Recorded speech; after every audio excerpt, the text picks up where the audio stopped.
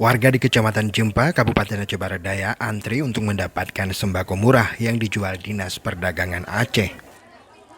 Warga rela antri untuk membeli sembako yang harganya lebih miring dari harga pasar, mulai dari 3 hingga 5.000 rupiah per itemnya.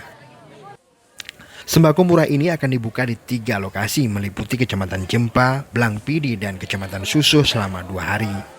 Kepala Dinas Perindustrian Perdagangan Koperasi Usaha Kecil Menengah Disperindak Kop dan UMKM Aceh Barat Daya Amri AR mengatakan pasar murah tersebut digelar untuk menurunkan angka inflasi serta membantu meringankan beban masyarakat di tengah tingginya harga kebutuhan pokok. Rangka menurunkan inflasi.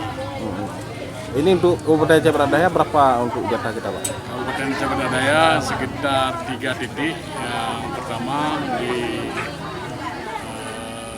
Kecamatan Jempa, yaitu hari ini, hari Jumat. Besok 2 titik di Kecamatan Blangpidi sama Kecamatan Susuh.